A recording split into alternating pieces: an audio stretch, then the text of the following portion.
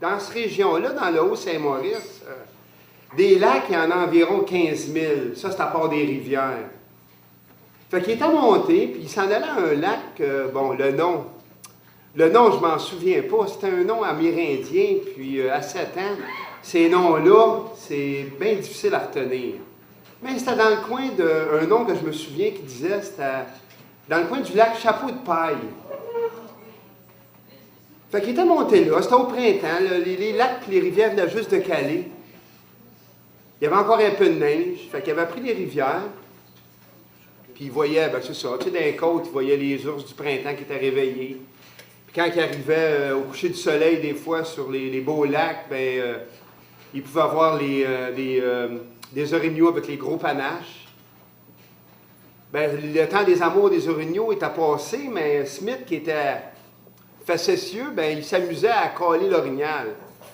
C'est parce qu'il aimait ça, entendre les loups hurler. Fait qu'un matin, ben, après plusieurs portages et plusieurs rivières et plusieurs lacs, ils sont arrivés à leur gros lac.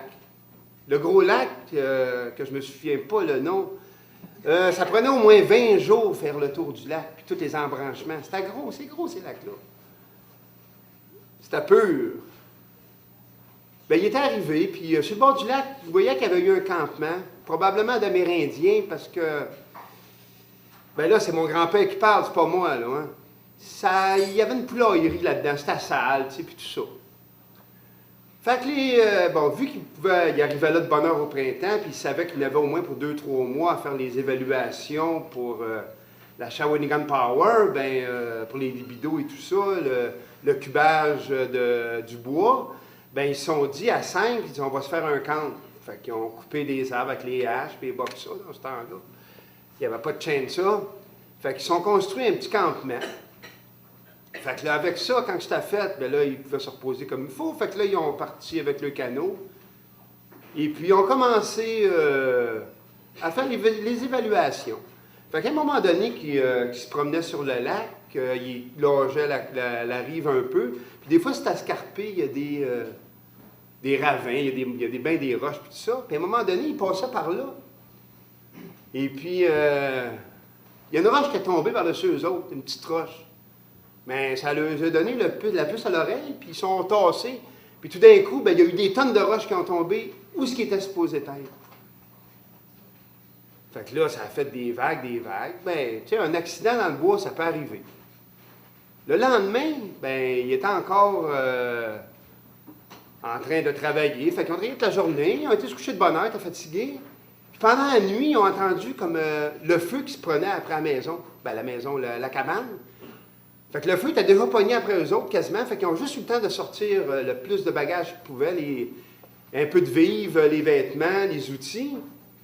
Mais là, ils ont commencé à se poser des questions. Ils disent, ça se peut pas que le feu pogne de même, il n'y a personne dans le bois. Les Indiens sont partis au nord, puis non, il n'y a pas de blanc dans le coin. Fait que là, ils ont eu peur. Un coup qu'ils ont ramassé le stock, ils ont pris le canot, puis vu qu'il y avait des îles sur le lac, bien, ils ont été se construire un camp sur le lac. Ils disent, au moins, s'il y a quelqu'un qui nous en veut, bien, ils disent, on a encore une chance qu'ils viennent soit à nage ou en canot, mais on va avoir le temps de le voir venir. Fait que de nuit, bien, il s'installait quelqu'un, puis il faisait la surveillance. Ça a été de même une journée et demie, 2 jours. Et à un moment donné, bien, ils continuent à travailler.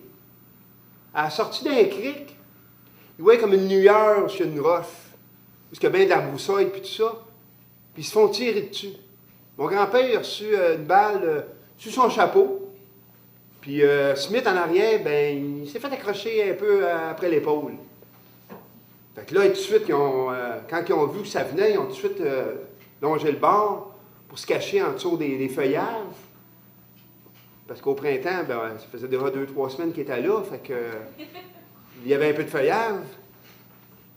Fait qu'ils ont attendu là. C'était cette bonne heure dans la journée. Ah, il y avait des brûlots, des maringouins, puis ils ont attendu 6-7 heures là, avant que la brunante arrive. Mais il n'y a pas eu d'autres coups de carabine.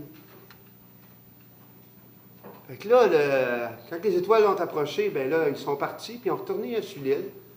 Mais ils ne sont pas fait tirer, pourtant il aurait été une cible facile. Fait que là, ils se sont demandé comment ça se fait, qu'est-ce qui s'était passé, comment se fait quelqu'un y en voulait comme ça. Parce qu'ils ont bien vu, tu sais, un meurtre à main armée comme ça, il y a de quoi qui se passe. Fait que le lendemain, on continue pareil à travailler. Il ne s'est rien passé. Sur le lendemain non plus. Comme si, ben c'est sûr que s'il y aurait été des Indiens ou des Métis, ben il aurait peut-être pensé que c'est le Manitou qui aurait fait de quoi, sauf les balles. Mais ça a resté comme ça, puis il ne s'est rien passé, puis ça a continué, puis on fait le bout de chemin. C'est sûr que Smith, qui était blessé, ben il était fiévreux un peu, fait qu'il y en avait juste 3 qui partaient pour faire les travaux, puis quand il revenait, ben l'autre, il reprenait du mieux tranquillement, mais il tenait pas bien ses jambes. Tu vois, il faisait de la fièvre. Fait que là, ils ont décidé, après avoir tout fait comme il faut, il avait tout fait ce qu'il avait à faire. Il dit, on va s'en retourner. Ils dit, on va passer par le nord pour descendre, parce qu'il n'avait pas vu ce qu'il y avait sur le nord. Fait que là, ils ont décidé de prendre par le nord, parce qu'il y a d'autres rivières et d'autres lacs, pour descendre et s'en aller vers Rabaska, parce qu'il était là qu'il était parti. Fait que là, il continue. C'est sûr qu'il avait fait un brancard pour Smith, parce que Smith commençait à être fiévreux vraiment beaucoup. Ça se commençait à s'infester, tu sais, les bébites là-dedans. Dans ce temps-là, c'est sûr qu'il y avait peut-être du DDT, mais mon grand-père ne m'en avait pas parlé, qu'il n'y avait pas de l'air à avoir rien pour les bébites. Peut-être qu'il se mettait de la boîte, comme les Indiens, je ne sais pas. Mais mon grand-père, il ne comptait pas tout. Il comptait ça vite un peu. Il fumait une pipe de temps en temps, puis c'était vraiment du tabac. Du tabac rouge canadien qui faisait pousser en arrière dans son jardin. C'était pas du tabac vert. Et puis, en s'en allant comme ça par le nord, à un moment donné, un tournant, dans le portage, il voyait comme une traîne, puis il voyait qu'il y a du monde qui ont déjà passé là. Pourtant, il ne connaissait pas personne qui restait dans ce coin-là. Je sais pas.